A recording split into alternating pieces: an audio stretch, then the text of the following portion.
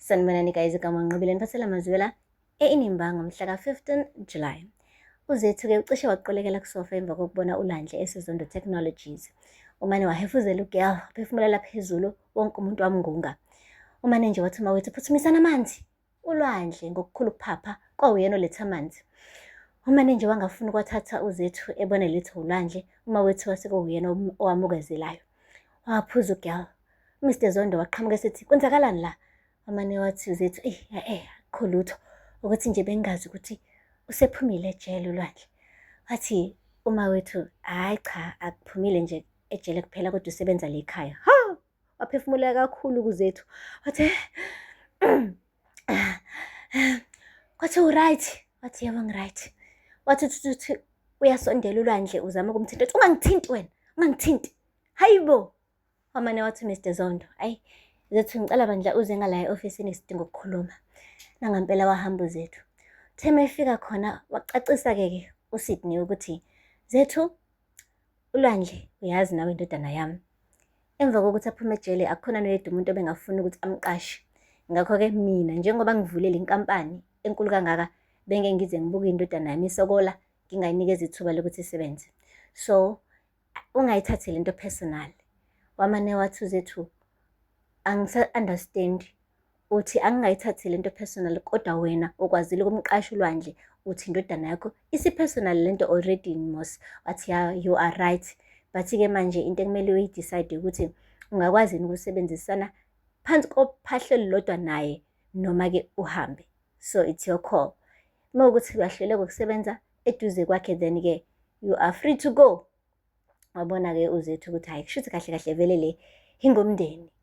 It's either bayagwinya amathe noma enzima noma-ke uyaphuma uyahamba. Guys, uhambile-ke uZethu waya kuXolani emotweni, waventa ugirl, waventa. Washo ukuthi hey, angikaze ngiphatheka kabuhlungu nje empilweni yami ngibona uLwandle esebenza enkampanini engisebenza kuyona. Uthi uXolani but bengingamelanga nawe uthi uye emsebenzini elikangaka, bekumele ngabe uhlele ekhaya. Wathi yazini ngikhathele mina, khathele abantu beloke bengitshela ukuthi ngenze ini nani ngasikhathini. Ngimdala mengimngaka, angilona iqanda mina. Wathi yabona mina kufuze ngabe kahle kahle ngiphila impilo yami mina nomuntu wami ulikamva. Kufuze ngabe thina manje sesiqalile ukuthola i-apartment yethu yokuqala encane nje, then ngelinye ilanga sizohamba simuve kwinkulu. Kufuze ngabe sizokhulisa lo mntwana ndawonye. Hey, ugirl waphupha amaphupho phambi kwaXolani.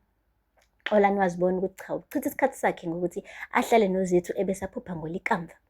Utheme eqeda ukuphupha-ke kanjalo-ke uZethu ephupha isithandwa sakhe-ke ulikamva. Wakhumbula ukuthi hayibo kukhona uXolani la eduze kwakhe. Waqala waxolisa. Hayi ngixolise Xolani. Hayi bengingaqondanga ukukhuluma kanje. Ngiyabona ukuthi la mazwi aphume kabi. Hawu ngicela ngixolele. Wamane wathi nje uXolani, eyi kuzomele ngidelive yazi something. Sengikhohliwe nesikhathi sesihambe kangaka. Ithi ngikugodukise. Wathi hawu ngiyacela bandla ngicela ungangikwateli. Hayi ugirl wakhuluma waxolisa. uXolani akasekho lapho, sephindele ekhaya emumva le kaMabandla. Cause uyabona manje ukuthi abazali njengoba kade bemkhuza ngoZethu bebeqinisile. Guys, uthe befika uXolani lapha kuma wakhe uThandeka. Washo wathi ma uyazi ngike ngahlala noZethu namhlanje. Wakhuluma ngolikamva saze sawoqeda usuku. La ngibone khona ukuthi kahle kahle lo muntu akanaso isikhathi nami. Mina nje ngisibambiso nje sakhe. Washo ma wakhe wathi ngakutshela mntanami ukuthi bengafuni lento ukuthi lokhu ikudla uloku uyitshela yithina, bengifuna uyibonele wena. Lo mntwana phela kahle kahle akahlukananga nolikamva. ulikamva washona. Manje kahle kahle usezoloku emkhumbula nanini. Njengoba-ke ekhulelwe Wes njengoba ekhulelwe, le ngane emeke yazalwa izoba yisikhumbuzo usuku nosuku lothando lwakhe benolikamva. Kukubekaphi-ke wena lokho? Mntanami hlehla kusenesikhathi. uXolani wabona ukuthi ngampela kumele ahlehle kusenesikhathi. Guys, asithembe it's not too late. Asithembe kanjalo. Akupheli-ke lapho. uLwandle-ke guys, hayi cha, ubhuti usathukuthele ngampela. Emva kokuthi athole ukuthi uma wakhe waqasha abantu ukuthi-ke bambhakaze laphaya ejele. Umane nje waqonda ngqo ekhosela Tech ukuyoqondana nobani? NoLazarus. Thema ifika khona uLazarus wathi what are you doing here? Enemy. Funani la? Uzospaya. Wathi cha, kanti angizile-ke ngalokho. Ngizokutshela nje ukuthi mina nawe sinesitha esisodwa. Wathi how please. Suxoka. Ngiyakwazi wena ukuba unyana wakhe uSydney, ukuthumelile la ukuthi uzospaya. Wathi cha, akunjalo baba uLazarus. Ubaba wami benoma wami bangibethreyile, bangithumela abantu ukuthi bangishaye lapha ejele. Wathi ngizokukholelwa kanjani mina? Wathi please believe me, he's an enemy now.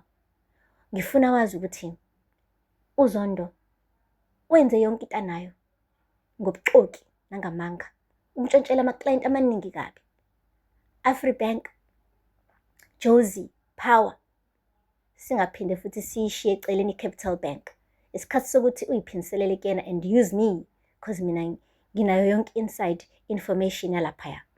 Wathi why would I trust a man who is betraying his own father? Wathi it's because nami sengikhathele kumbuka ubaba edlondlobaliswa amandla abantu. Baningi abantu abalahlekelwe imisebenzi ngenxa yakhe. uLillian benoLinda basejele ngenxa yakhe. Ukhokha nini yena? Ukhokha nini? Ngiyacela, cabangisise lento. Ufuna ukuqumba phansi ubaba, sebenzisa mina. I'm your bail pawn. Hayibo guys ulwandle. Kuba uyazi Sydney ukuthi ujukelwa amathumba akhe. Ayamphendukela amathumba akhe guys. But anyway, sizoyibona le ukuthi ke phetha kanjani. Akupheli ke lapho. Qhawekazi uqumbile. Qonjiswe ukuthi ke uma wakhe uthathe i-idea yakhe wayithi fuhle ezandleni zikaPortia, kwathi uyena kabe yi-leader ke yayo guys le project. Namhlanje ke ufikile uPortia washo ukuthi ngibonile ke i-pitch onginikeze yona, but upage number 2 no number 6 ngidinga clarity. Sicela ukuthi uyipholisha kancane ibe right. Wathi what do you need clarity about? Nginikeza ama-point la ufuna ngwa-clarify for wena. Wathi why nje? Ever since uma wakho ethe yimina ozorana le project nje umuncu. Mama nathi hayi ke, wasilelela la sisi. Mawunenkinga, hambe ofisini le-CEO. Angifuni lokungiqumbela mina. Angizi ukuthi ngithini kwena. Kahle kahle kumele udecide futhi ukuthi le project ibaluleke kangakanani kwena. Mewukuthi kahle kahle this is all about ego, let me know. Okay? Let me know. You have to choose.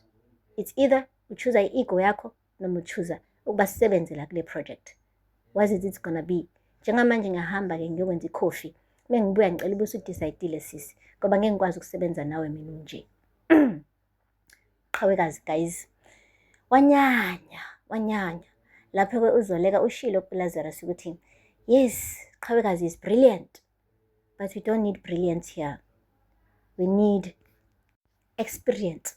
Portia has experience even though Qhawe has brilliance. Okay? So ingakho kalinikezele lithuba uPortia instead of yena umntana ke. Washo ke kuLazarus ukuthi you are such a powerful woman. You know how to run a business and also taking care of your husband while taking care of children and also stick to the truth. Awuyisi ngokuthi okay kumele ngikhethelwe ngoba ungowami uzalwa yimina, uyisa ngokuthi kuzoba i-profit enjani ebhizinisini. So you are such a wonderful woman. Tell me what you dream of kwi-wedding day yethu noma yini ngizokunikeza yona. Angampela ke wachaza ugirl ukuthi ufisa umshado wabo ulenga amaflower on the ceilings, uphinde ube nama-ballerinas azoloke edanse eduze kwakhe.